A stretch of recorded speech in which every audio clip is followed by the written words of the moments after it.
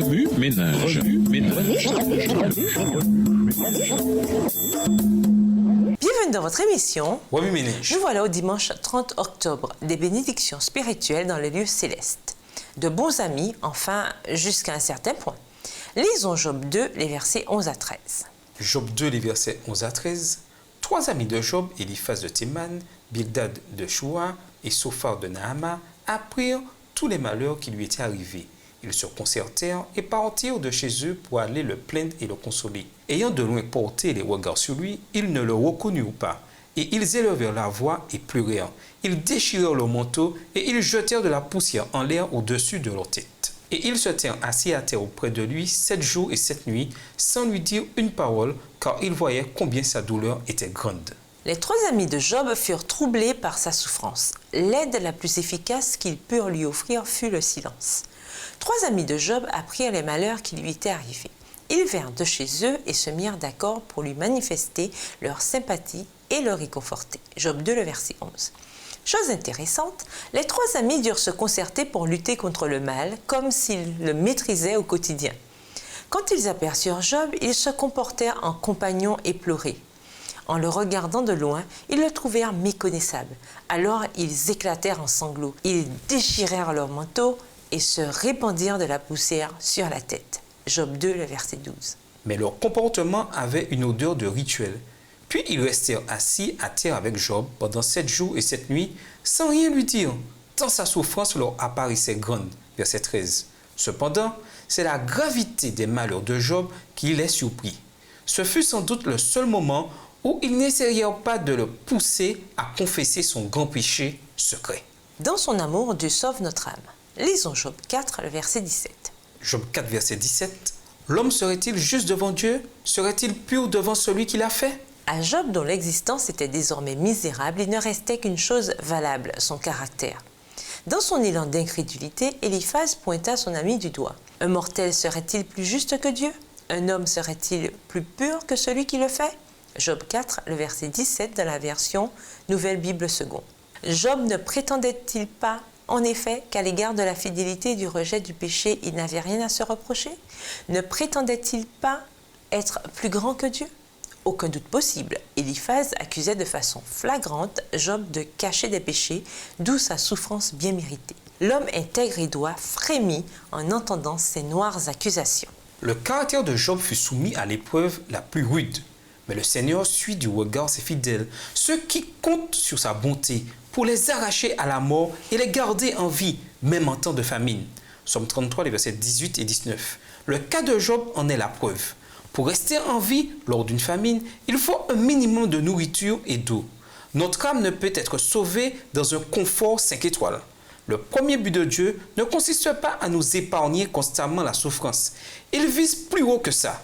Dans le cas de Job, il permit à Satan d'essayer de le perdre, mais il lui interdit de toucher à sa vie et lutta pour sauver l'âme de Job de la mort éternelle. Finalement, Satan échoua et la vie éternelle de Job fut préservée, au prix élevé de son confort et de sa famille terrestre. Un monde dépourvu de sagesse. Lisons Osée 6, le verset 6. Osée 6, verset 6. « Car j'aime la piété et non les sacrifices, et la connaissance de Dieu plus que les holocaustes. » Éprouvé par Satan, Job perdit honneur, richesse et puissance. Il fut abaissé pour être ensuite relevé. Car la sagesse à la manière de ce monde est une folie aux yeux de Dieu. En effet, l'Écriture déclare « Dieu prend les sages au piège de leur propre ruse ». 1 Corinthiens 3, le verset 19. En réussissant à réduire Job à rien, Satan produisit l'effet contraire. Job tomba à genoux. Sa foi solide en Dieu lui procura la sagesse d'en haut. Dieu désire tellement nous amener au ciel qu'il n'hésitera pas à nous discipliner si nous nous égarons. Mon fils, ne crains pas d'être corrigé par le Seigneur et ne te décourage pas quand il t'adresse des reproches, car le Seigneur corrige celui qu'il aime, il frappe celui qu'il reconnaît comme son fils. Hébreux 12, versets 5 et 6. En y regardant de plus près, qu'il s'agisse des malédictions de Satan qui arrachèrent à Job famille et aisance, ou de Dieu qui châtiait son serviteur en raison de péchés cachés, on se rend compte qu'ils interprétèrent faussement la situation.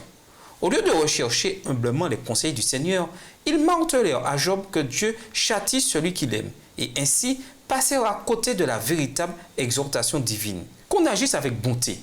Voilà ce que je désire plutôt que des sacrifices et qu'on me reconnaisse comme Dieu plutôt que de consumer des animaux sur l'autel. Osée 6, verset 6. Regard sur le jugement. Lisons Matthieu 7, le verset 5.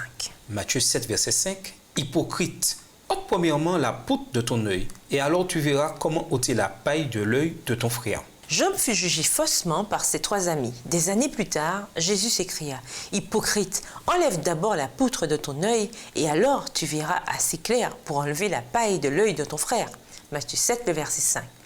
S'ils avaient essayé d'enlever avec amour la paille qu'ils apercevaient dans l'œil de leur ami, ils auraient traité Job de façon bien différente. Paul parle du jugement en ces termes. « Toi, qui que tu sois, qui juge les autres, tu es donc inexcusable. Car lorsque tu juges les autres et que tu agis comme eux, tu te condamnes toi-même. » Romains 2, le verset 1.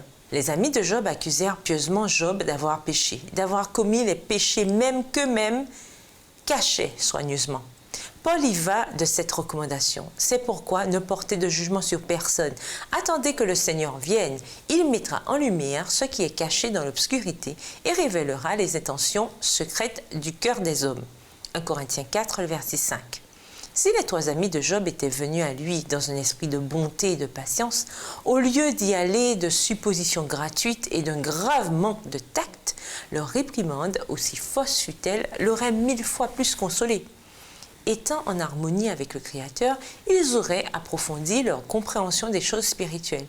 Ils auraient compris plus clairement les ramifications éternelles de la grande controverse. Ménage, en quoi comprenez-vous mieux la bataille spirituelle entre Dieu et Satan à l'égard de l'âme de Job? Au revoir. Et à demain si Dieu veut.